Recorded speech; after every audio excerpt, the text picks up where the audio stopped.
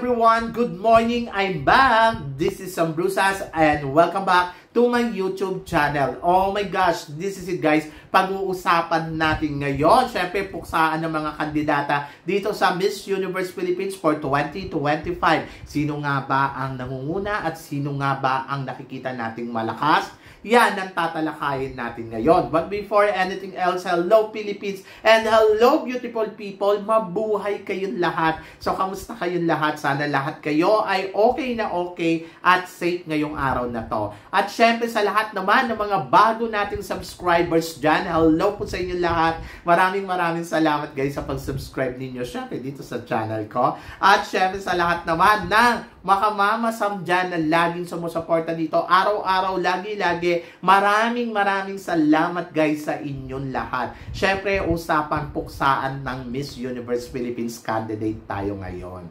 So, eto nga, syempre, busy ang mga kandidata sa pagpupromote o paggawa ng mga kung ano-ano mang mga eksena para sa sponsors ng Miss Universe Philippines. Expected na natin yan. Pero syempre, nasa buwan tayo ng Marso. So, nag-aabang tayo kung ano nga ba ang mga eksena na ipinapakita ngayon ng mga kandidata. So, ayun na nga, Pina Beauty. So, hindi pa natin siya napapanood. So, napanood ko pa lang yung mga ilang kandidata. Wala pa akong time guys tumutok. Pero, tingnan natin bukas or mamaya kung magawa na natin to. Anyway, so nakikita natin talaga yung mga kandidata kung sino ba yung nagbo-bloom, kung sino ba yung nag-shine, sino ba yung medyo naiiwanan at nawawala sa eksena, di ba?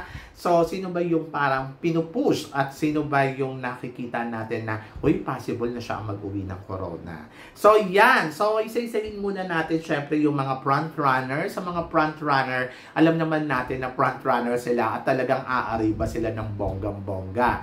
So, sila yung mga talagang very strong at masasabi natin na may sinabi na at dahil naipadala na sila sa isa mga international pageant kung saan sila sumali, di ba?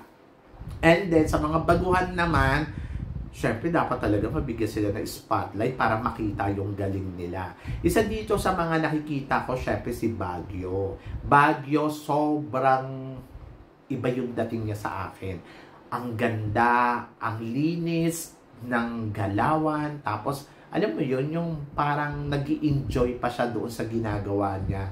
And then, balita ko, magaling daw yung performance nito pagdating sa pasarela. Kaya, I'm so excited talaga na magkaroon sila ng event na makikita mo talaga yung galawan nila. Hindi lang yung kudaan. Yung kudaan, hindi naman na masyado yun importante sa Miss Universe. Kumbaga, parang ngayon ang hinahanap ng Miss Universe, the more performance level, the more na mas magaling ka mag-perform, the more na malaki yung chance mong manalo, di ba? So, yun. Anyway, so, isa yun sa mga talagang tinitingnan ko na sana na makita natin na kung paano gumalaw yung mga kandidata. Pero ayun nga, balita ko si Baguio, sobrang winner daw ng galawan. And then si Iligan, gusto ko yung galawan ni Iligan kasi alam mo yung parang laban na laban si Iligan at nandoon siya sa part na kaya niyang ipalo talaga yung laban ng kanyang gagawin dito sa Miss Universe. Yung alam mo yung tipong magpapakitang gilas siya. Ganon. Kasi iba din di ba? At alam naman natin kung paano talaga to umatake din. Medyo nakakatakot, lalo na kung may ganda din. And then looking forward din ako dito kay Aklan. Si Aklan, di ba? Parang kung iisipin mo, ano bang i-offer ni Aklan? Kasi parang iba din yung beauty. Diyos ko, yung naglabas sila ng photos ni Aklan. Sabi ko, in fairness, may binubugay yung beauty nito. At mukhang palaban. Anyway, so tingnan natin kung ano magiging eksena nila. Sino pa ba?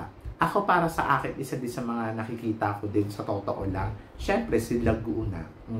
Si Laguna. Sa lahat ng mga kandidata dito, si Laguna yung parang grabe consistent niya yung sarili niya sa ingay. Parang Tara Valencia, matic na front runner. So, performance na lang talaga ni Laguna ang aabangan mo sa kanya kung siya ba ay makakasabay sa mga front runner na to. Kasi sa totoo lang, parang feeling ko, magsasama-sama sa dulo yung mga front runner. Pero tignan natin kung lulusot sila, yung mga baguhan, or mali mo, sila ang kumabog, di ba? So, yon. So, si Laguna, Ang maganda kasi sa team ni Laguna, consistent sila doon sa ipinapakita nilang galawan. Kaya talagang mapapa-amaze ka. Sobrang sabi ko, wow, good luck talaga sa kanila. So sila pa lang yung nakikita ko na, alam mo yung laban na laban.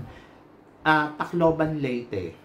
Isa din niya sa mga tinitingnan ko, lalo na sino ba yung nagpapaturo kay CJ Opiasa? May nagpapaturo din kay CJ. So, my gosh, exciting to. I hope na sana talaga maipakita ng mga baguhan yung galing nila dito. Kung paano sila sasabay. Si Pasig no, medyo nawala sa eksena.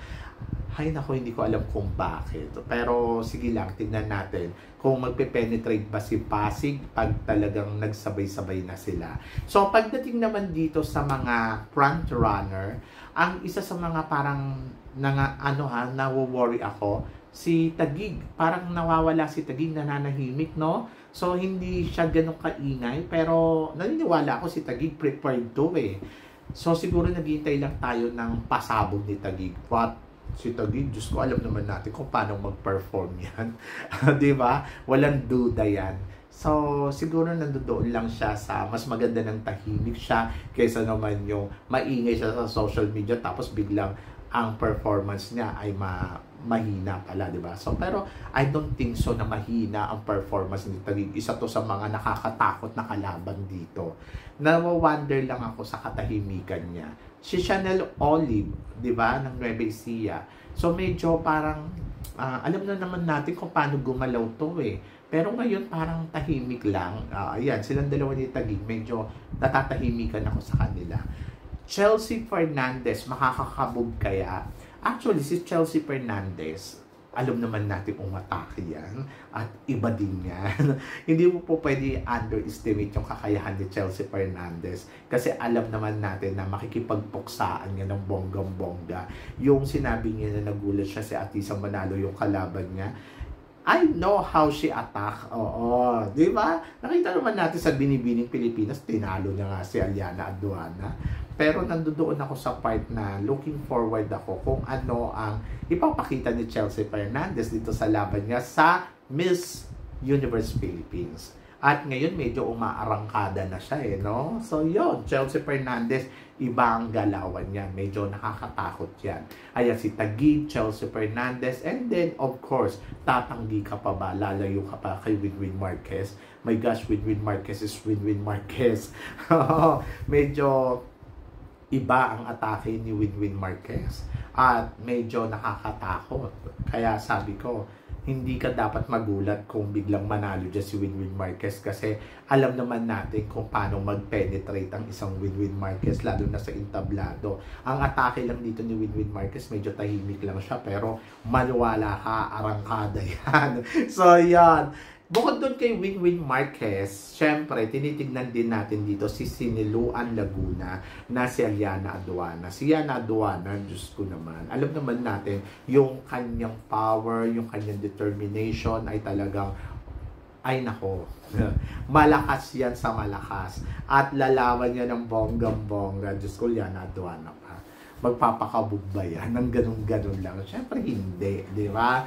So, yun. So, well prepared yan. And of course, Atisa Manalo. Atisa Manalo ngayon ang isa sa mga nakikita natin. Nako, ibang atake ng Atisa, no? So, mas maganda ngayon si Atisa more than nung nakaraan. Pero parang napansin ko, parang tumaba siya ngayon, no? So, yun. So, iba yung atake niya ngayon eh. Gusto ko rin yung pahaba ng hair niya, straight hair. Kasi parang nakikita ko sa kanya si Amelia Vega. Oo, ganon. Ganon level ng beauty ng isang Atisa Manalo. And I hope na sana talaga magawa niya to ng the best. Yung tipong mailabas yung power niya. Kasi yun din ang problema kay Atisa eh. Medyo, kulang sa kumpiyansa. But tignan natin. Sa ngayon, medyo parang nai-enjoy niya naman niya yung laban niya. Kaya sabi ko, sige lang, laban lang. So ngayon, sino ba yung nakikita kong pwedeng mag-top 5? Ako actually, eto din eh. Medyo tinitignan ko din kasi dito si Bohol. Si Tyra Goldman. Magaling din tong batang to. Maganda din yung ano. Kaya lang sabi ko nga, yung performance level kasi ni Tyra, So medyo sana yun talaga yung matutukan ng team nila. Once na matutukan yan, winner yan. So yun, Tyra, parang feeling ko si Bohol, isa yan sa mga talaga tinitingnan natin for now. Syempre Baguio, hindi naman mawawala yan. Winwin Marquez, syempre si Winwin talagang feeling ko aakyat yan. And syempre si Atisa Manalo. Atisa Manalo, syempre kakayanin yan ni Atisa. And of course, gusto ko din titingnan ko din si Sinaluan Laguna or si Laguna. Isa sa kanila talaga. Aangat yan. Pero syempre hindi mo magpapahulihan. Si Yana. Alam natin si Yana na talagang iba din yung energy niyan at iba din talaga yung determination niya. But kung sino man, I think good luck sa kanila, di ba?